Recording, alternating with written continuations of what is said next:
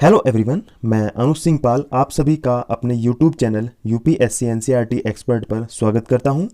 दोस्तों, आज हम पढ़ेंगे यहाँ पर मुगल साम्राज्य का पार्ट 3। ठीक है, तो पार्ट 2 ऑलरेडी कंप्लीट हो चुके हैं और उन सभी की जानकारी आपको प्लेलिस्ट में मिल जाएगी। ठीक है, मैंने 1 बाय 1 प्लेलिस्ट में इन सब लेक्चर को ऐड कर दिया है, तो आप प्लेलिस्ट जैसे ही मुगल साम्राज्य की ऑन करेंगे तो वहाँ पर आपको मुगल साम्राज्य के सभी लेक्चर मिल जाएंगे। ठीक है, तो गाइस जैसे कि मैंने आपको पिछले लेक्चर में बताया था कि पार्ट 3 में हम कवर करेंगे बाबर के सभी महत्वपूर्ण युद्ध। ठीक है, लेकिन गाइस उसे हम अगले लेक्चर में करेंगे, तो चूंकि यह आपके लिए जानना जरूरी था कि मुगल कौन थे और उनको यह नाम कहाँ से मिला था। ठीक है, तो आज का लेक्चर इसी पर बेस्ड है, क्योंकि गाइज इसमें काफ़ी सस्पेंस है। ठीक है, आपने प्राचीन काल में जितने भी आप राजवंश पढ़ते हैं, मौर्यन, गुप्ता, ठीक है, और बाकी सब पाल, गुर्जर, राजकोट, ठीक है, तो गाइज उन सभी के नामों का कुछ कारण है, लेकिन मुगल यहाँ पर हटके है। ठीक है, ये डिफरेंट है, क्योंकि मुगल्स ने अपने आप को मुगल कभी नहीं कहा। क्लियर, तो अब ये जानना रुचिकर हो जाता है कि मुगलों को मुगल किसने कहा। क्लियर, तो चलिए इसकी स्टार्टिंग करते हैं।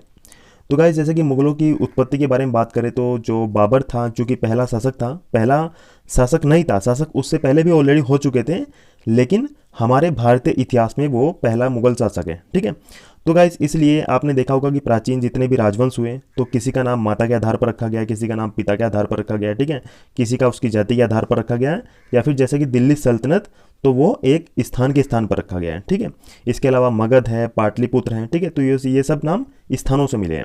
तो यहाँ पर हमें जानना जरूरी है कि इनको ये नाम मुगल कहाँ से मिला। क्लियर, तो चलिए इसकी स्टार्टिंग करते हैं।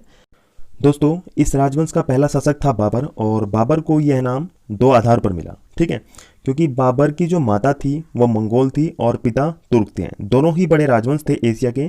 अगर मंगोलों की बात करें तो मंगोलों के बारे में मैंने आपको पहले लेक्चर में बताया है, अर्थात जो मुगल साम्राज्य का भाग 1 है वहाँ पर आपको चंगेज़ खान के बारे में बताया। ठीक है, कि चंगेज़ खान का शासन किस प्रकार से सेंट्रल एशिया में फैला हुआ था।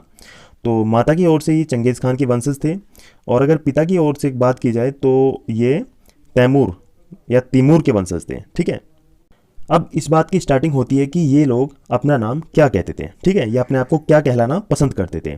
तो गाइस अगर मुगलों की बात की जाए तो मुगल कभी भी अपने आप को मंगोलों का वंशज कहलाना पसंद नहीं करते थे, वे अपने आप को तैमूरी कहलाना ज़्यादा पसंद करते थे। उसका रीज़न है क्योंकि एक तो देखिए, जैसे कि मैंने आपको इसका अगर भाग 1 आप देखेंगे तो भाग 1 में मैंने आपको एक नाम बताया था, उज़्बेक। क्लियर, तो उज़्बेक भी ठीक इन्हीं की तरह थे, वो तुर्क और मंगोल कबीले से संबंधित थे। ठीक है, और गाइस वहाँ पर मैंने आपको बताया था कि जो तैमूरी शहजादे थे वो उनको अपनी बराबर का दर्जा नहीं देते थे। हालांकि उज़्बेकों ने भी इस्लाम कबूल कर लिया था, लेकिन फिर भी वो अपने बराबर उन्हें नहीं मानते थे, उनका तिरस्कार करते थे। ठीक है, और उज़्बेक इनके ऑलरेडी सेंट्रल एशिया में दुश्मन रह चुके थे, तो वो नाम उनके पास ऑलरेडी चला गया था। ठीक है, तो इसलिए ये अपने आप को यहाँ पर चंगेज़ खान का वंशज कहलाना ज़्यादा पसंद नहीं करते थे। और दूसरा ये भी है, चूंकि भारत में आए थे तो भारत में तैमूर ने 1398 में ऑलरेडी आक्रमण किया था और भारत को जीता था। ठीक है, तो यहाँ पर उसकी स्मृतियाँ भी थी, और एक प्रकार से जीतने वाले के उत्तराधिकारी वैध उत्तराधिकारी होते हैं। तो मुगल यह जताने के लिए कि हम भारत के वैध उत्तराधिकारी हैं, इसलिए ये तैमूर का वंशज कहलाना ज़्यादा पसंद करते थे।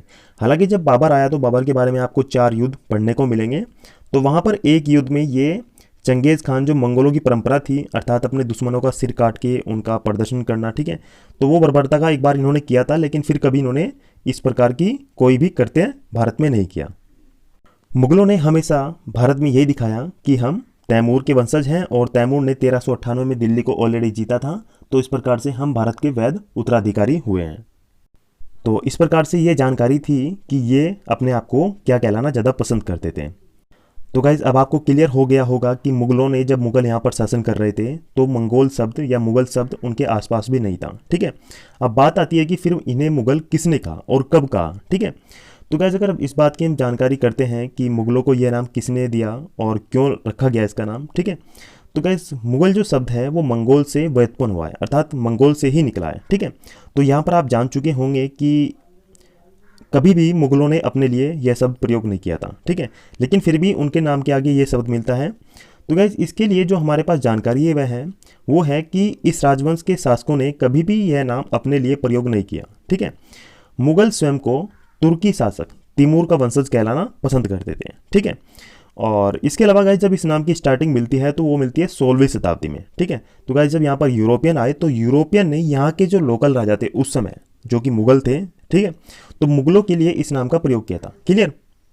चलिए ये बात एक बार पुनः रिपीट कर लेते हैं कि जब यूरोपियन 16वीं शताब्दी के दौरान भारत में आए तो यहाँ पर जो शासक परिवार था, ठीक है, अर्थात तो भारतीय शासक थे, शासक परिवार था, उनके लिए उन्होंने मुगल शब्द का प्रयोग किया है, ठीक है। तो ये शब्द मिला है यूरोपियन से, न कि मुगल ने अपने लिए कभी इस शब्द का प्रयोग किया। क्लियर। और उसके बाद क्या हुआ कि ये शब्द बार बार प्रयोग होता रहा और लगातार अब तक यही शब्द चला रहा है। और हम जब भी इन राजाओं के बारे में पढ़ते हैं जो तैमूर के वंशज थे, जो बाबर के बाद के राजा बने, तो हम हमेशा इनके लिए मुगल शब्द ही प्रयोग करते हैं, ठीक है। तो ये बात आपकी क्लियर होना जरूरी थी कि ये जो मुगल शब्द है ये आया कहाँ से है, ठीक है, किसने इसे प्रयोग किया है। क्लियर। तो उम्मीद करता हूँ कि अब आपको ये समझ में आ गया हो कि मुगल शब्द कहाँ से आया है। और इसी के अलावा एक गाइज यहाँ पर किताब लिखी गई थी, बहुत पॉपुलर किताब है जो आपकी स्क्रीन पर भी है।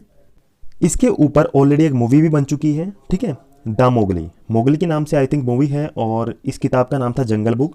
तो जंगल बुक का जो नायक यहाँ पर चुना गया था, जो कि एक लड़का है, ठीक है, जंगल में रहता है और जानवरों के साथ ही रहता है, तो उसका नाम जो मोगली रखा गया है वो भी इसी कहानी पर बेस्ड है। तो ठीक है, तो आप याद रखिएगा कि ये किताब है रडियार्ड किपलिंग की, जिसका नाम है जंगल बुक, और इसका नायक है मोगली।